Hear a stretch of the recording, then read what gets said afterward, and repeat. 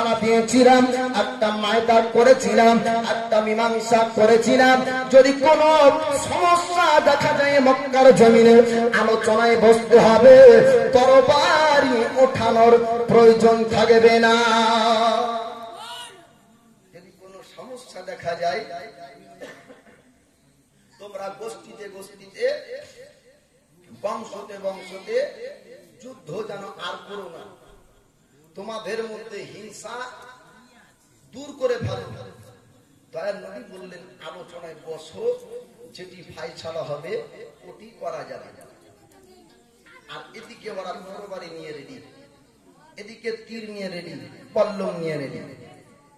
মহান আল্লাহ পাক আল্লাহ তাআলা একজন বৃদ্ধ ব্যক্তিকে পাঠিয়ে দেয়। ওই বৃদ্ধ ব্যক্তি আসার পর বলল, ও মক্কাবাসীরা, তোমরা শোনো শোনো, তোমরা সমাধান করবে, আমার একটা পরামর্শ নাও তোমরা। আর আপনার বলল, আপনি কি পরামর্শ দিবেন? আপনি কি পরামর্শ দিবেন? সুন্দর চেহারার অধিকারী বৃদ্ধ ব্যক্তি বলল, ও মক্কাবাসীরা, আমার মাসওয়ারা হলো এই, আমার পরামর্শ হলো এই, আজ যেহেতু পাথর চাপানো নিয়ে ঝামেলা হয়, আজকে কেউ পাথর চাপাবে না, সবাই বাড়ির দিকে চলে যাও। আর সবাই বাড়িতে যাওয়ার পরে আজ রাত্রিতে ঘুমিয়ে যাও। আগামীকাল সন্ধ্যে সাদিকে আবার কাছে যে সর্বপ্রথম আসবে, ওই ব্যক্তি পাথর চাপাতে পাবে। যে ব্যক্তি আবার চাপালে আগে আসতে পারবে, ওই ব্যক্তি পাথর চাপাবে। আর যে পরে আসবে, ও ব্যক্তি চাপাতে পাবে না। মক্কাবাসীরা সবাই এক বাক্যে মেনে নিল, সত্তার নাম স্বীকার করলো। যে ব্যক্তি আগে কাবার কাছে আসতে পারবে, ওই ব্যক্তি আপনার কাবার উপরে এই হাতে আসবাব জান্নাতি পাথর চাপাতে পাবে। আপনার সবাই রাজি হয়ে গেল। রাত্রি বেলায় চলে যায়, বাড়িতে যাওয়ার পরে সবাই আরাম করে। আর সবার ধারণা চিন্তা হলো, আমার কাছে আগে যদি যেতে পারি, তবে জান্নাতি পাথর চাপাতে পাবো। খানদানের ইজ্জত বাড়বে, খানদানের সম্মান বাড়বে। সবাই আপনার চিন্তা ভাবনা করলো। বাড়ি আপনার যাওয়ার পরে শোয়, আর শুয়ে শুয়ে চিন্তা ভাবনা করে। কেউ ঘোড়ার পিঠে চড়ে, কেউ উটের পিঠে চড়ে, সবারই নিয়ে আপনার ছুটতে থাকে কাবার চাতালে আসার জন্য। সবারই তো চেষ্টা থাকবে যে এই পাথর যদি আমি চাপাই, তো আমার খানদানের সম্মান বাড়বে, আর এই আমার প্রশংসা হবে। তো সবাই রাত্রিবেলায় ঠিক করে আর ঘুমাই না। কম্পিটিশন যখন প্রতিযোগিতাটা হবে, তো রাত্রিতে দেখবেন ঠিক মতন ঘুম হবে না। ফার্স্ট হতেই হবে আমাকে, ফার্স্ট হতেই হবে আমাকে, এরকম চিন্তা হয় না, হবে না? তো রাত্রি বেলাতে সবাই চিন্তা ভাবনা করে যে ঘোড়া নিয়ে কেউ ছুটে, কেউ উট নিয়ে ছুটে। আর প্রত্যেক সর্দারের টার্গেট হলো আমি আগে পৌঁছাবো। এ ভাবছে আমি আগে পৌঁছাবো, সবাই ভাবে যে আমি আগে পৌঁছাবো। আসার পরে দেখতে পাই কেউ আগে না, আগে আছেন দয়ার নবী মুস্তাফা। জোরে বলো সুবহানাল্লাহ।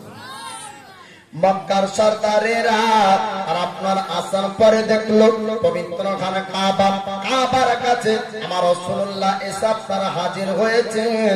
পুরো মক্কাবাসী তারা দেখলো।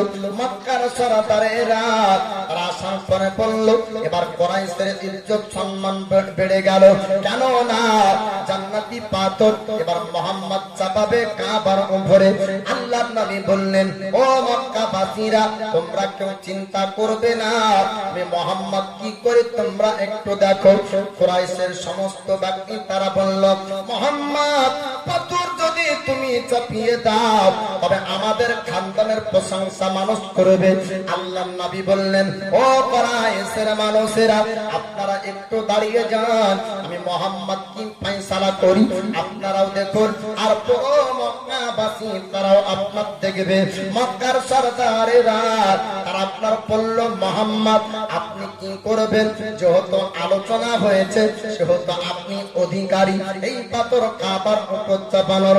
আল্লাহর নবী বললেন, একটা চাদর চাদর আমার কাছে আনো। একটা চাদর আনা হলো, জান্নাতি পাথর চাদর উপর আপনার চাপিয়ে দেয়। নবী বললেন মক্কাবাসীরা প্রত্যেক খানদানের সর্দারদেরকে ডাক দাও। প্রত্যেক খানদানের সর্দাররা আসলো। আমার নবী বললেন আমি মুহাম্মদ চাদরের উপর হাত রাখবো, আমার সঙ্গে প্রত্যেক খানদানের একজন করে সর্দার হাত রাখো, আর সবাই একসঙ্গে কাবার উপরে জান্নাতি পাথর চাপিয়ে দাও। কারো সম্মান কমবে না, কমবে না, সবার সম্মান বজায় থাকবে। একা যদি চাপিয়ে দিই তাহলে আমার সম্মান বাড়বে, আর সবাই মিলে একসঙ্গে চাপালে কারো ছোট বড় হবে না। জোরে বলে সুবহানাল্লাহ। সবার একসঙ্গে চাপানো হবে না, হবে না।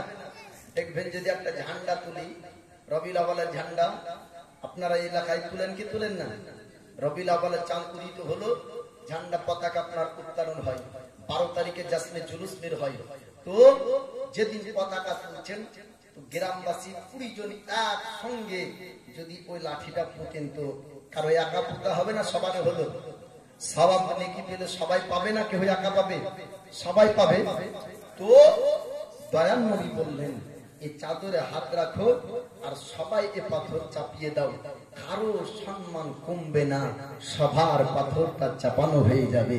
আর ঝামেলাও বাড়লো না, মারামারিও হলো না, তরবারি লাগলো না, তীর বললাম লাগলো না, আর সবাই প্রশংসা করলো যে মুহাম্মাদের ফয়সালা উত্তম ফয়সালা। জোরে বলুন সুবহানাল্লাহ।